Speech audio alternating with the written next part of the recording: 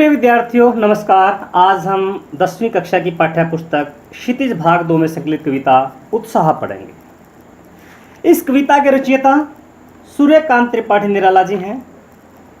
यह एक आह्वान गीत है जो कि बादलों को संबोधित करते हुए लिखा गया है। छायावादी कवि निराला का प्रिय विषय बादल रहा है। इस कविता में बादल एक तरफ पीड़ित प्यासे जन की कांक्षा को पूरा करने वाला है, तो दूसरी तरफ वही बादल नई कल्पना और नए अंकुर के लिए विध्वंस, विप्लव और क्रांति चेतना को संभव करने वाला भी है। निराला जी एक विद्रोही कवि रहे हैं। वे समाज में क्रांति के माध्यम से बदलाव लाना चाहते थे, परिवर्तन लाना चाहते थे। वे क्रांति चेतना का आह्वान करने में विश्वास रखते हैं। क्रांति ओज और जोश पर निर्भर करती है। ओज और जोश के लिए ही कवि बादलों को गरजने के लिए कहता है। आइए अब हम उत्साह कविता पढ़ते हैं। बादल गरजो घेर घेर घोर गगन धारा धर ओ ललित ललित ओ काले घुंघराले बाल कल्पना से पाले विद्युत छवि उर्मे कवि नव जीवन वाले वज्र छिपा नूतन कविता फिर भर दो फिर भर दो। गगन का अर्थ है आकाश, धाराधर का अर्थ है बादल, ललित का अर्थ है सुंदर, छवि का अर्थ है शोभा, उर का अर्थ है हृदय, नव का अर्थ है नया, वज्र का अर्थ है कठोर, नूतन का अर्थ है नया। आइए अब हम इस कविता की व्याख्या देखते हैं। सूर्यकांत त्रिपाठी निराला जी बादलों को संबोधित करते हुए कहते हैं कि हे बादलों, गर्जना कीजिए, चारों ओर से घिर करके बहुत ही तेज मूसलाधार वर्षा कीजिए। जो बादल हैं वो इस संसार को नया जीवन देने वाले हैं, नए जीवन की प्रेरणा देने वाले हैं। सूर्यकांत त्रिपाठी निराला जी बादलों को संबोधित करते हुए कहते हैं कि हे बादलों गरजो, तुम सारे आकाश को घेर कर मूसलाधार वर्षा करो, घनघोर वर्षा करो। हे बादलों, तुम अत्यंत सुंदर हो, ललित ललित ओ काले घुंघराले। जो बादल हैं वो बहुत ही सुंदर हैं। बादलों का जो रूप है वह काले घुंघराले बालों के समान है। बाल कल्पना के से पाले। जो बादल हैं वो बालकों की मधुर कल्पना के समान पाले हुए हैं। कहने का तात्पर्य यह है कि जिस प्रकार से जो बच्चे हैं, जो बालक हैं, वो अपने मन मस्तिष्क में, हृदय में अनेक प्रकार की कल्पनाएं पाल लेते हैं, कल्पनाएं संजो लेते हैं, उसी प्रकार जो बादल हैं वो भी बाल कल्पना के समान पाले हुए हैं। विद्युत छवि उर्मे कवि नव जीवन वाले। जो बादल हैं उनके हृदय में बिजली शोभामान है। बादलों ने हृदय में बिजली की शोभा धारण कर रखी है। जो बादल हैं वो नवीन सृष्टि करने वाले हैं। जो बादल हैं वो जल रूपी नया जीवन देने वाले हैं और उनके भीतर वज्रपात करने की अपार शक्ति छिपी हुई है। जो बादल हैं इस संसार को नया जीवन देने की प्रेरणा प्रदान करने वाले हैं। बादल नया जीवन प्रदान करते हैं। कवि कहता है कि हे बादलों, मुझे भी नई कविता लिखने की प्रेरणा दीजिए। बादल गरजो विकल विकल उन्मन थे उन्मन, विश्व के निधाक के सकल जन आए अज्ञात दिशा से अनंत के घन। तप्त धरा जल फिर से शीतल कर दो, बादल गरजो बादल गरजो। विकल का तात्पर्य है, विकल का अर्थ है व्याकुल। उन्मन का तात्पर्य है अनमना, मन नहीं लगना, उदास होना, बेचैन होना। निदाग का अर्थ है गर्मी।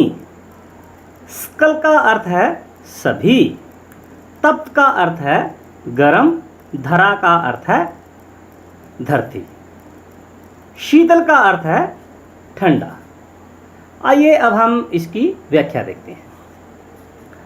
बादलों से आह्वान करते हुए सूर्यकांत त्रिपाठी निराला जी कहते हैं कि हे बादलों, तुम गरजो और सबके अंदर नया जीवन भर दो।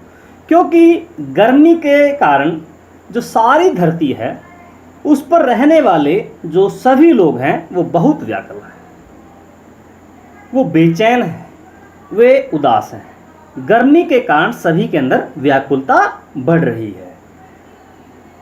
हे बादलों, तुम सीमाहीन आकाश में पता नहीं किस ओर से आकर चारों ओर फैल गए हो। आए अज्ञात दिशा से अनंत के घन। जो बादल हैं वो पता नहीं चारों ओर से घिर करके आ गए हैं, उनकी दिशा का पता नहीं है। तप्त धरा जल फिर से शीतल कर दो, बादल गरजो बादल गरजो। जो धरती है वो गर्म हो गई है। बादलों से आह्वान करते हुए कवि कहते हैं कि हे बादलों, दोबारा से फिर घनघोर वर्षा कीजिए और जो धरती बहुत ही तप्त हो गई है, गर्म हो गई है, उसको ठंडा कीजिए। आइए अब हम इसका काव्य सौंदर्य देखते हैं। सबसे पहले हम बात करते हैं भाव सौंदर्य की। बादलों से आह्वान किया गया है कि वे पीड़ित प्यासे लोगों की आकांक्षा को पूरा करेंगे। और जो बादल हैं वो क्रांति का प्रतीक हैं, क्रांति की चेतना पैदा करते हैं। बादल विध्वंस लेकर आते हैं, बादल विप्लवकारी हैं। अब हम बात करते हैं काव्य सौंदर्य की। शिल्प सौंदर्य में सबसे पहले बात करते हैं भाषा की। खड़ी बोली का प्रयोग किया गया है। यदि हम बात करें छंद की तो इस कविता में ऐतुकांत छंद है। यह कविता छंदबद्ध नहीं है। इस कविता में किसी भी नियम का कोई भी प्रयोग नहीं किया गया है। इस कविता में ओज गुण है, जैसा कि इस कविता का नाम उत्साह है। जहाँ पर उत्साह होता है, जहाँ पर आवेश आता है, जोश आता है, ओज रहता है, वहाँ पर ओज गुण है। यदि हम बात करें बिंब की तो इसमें चाक्षुष बिंब है। जब हम कविता पढ़ते हैं या कविता सुनते हैं तो हमारे सामने काले काले बादलों का दृश्य हमारी आंखों के सामने उभर पड़ता है। बादल मूसलाधार वर्षा करते हुए, गर्जना करते हुए प्रतीत होते हैं। बात करते हैं हम शब्द शक्ति की। इसमें लक्षणा शब्द शक्ति का प्रयोग किया गया है।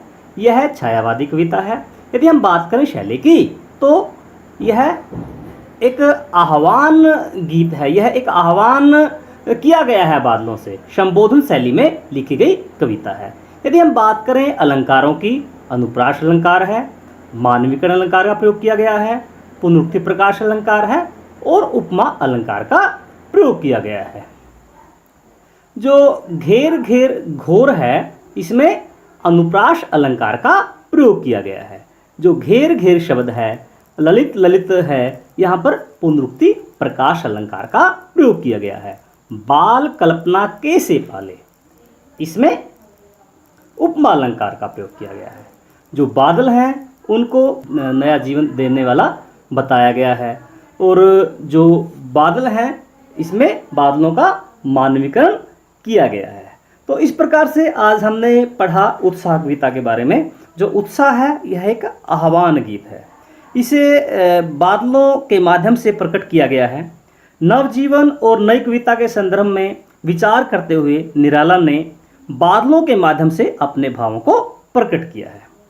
तो प्रिय विद्यार्थियों, आज के लिए इतना ही काफ़ी। जल्द ही मिलते हैं एक नए उपविषय के साथ। तब तक के लिए बहुत बहुत धन्यवाद।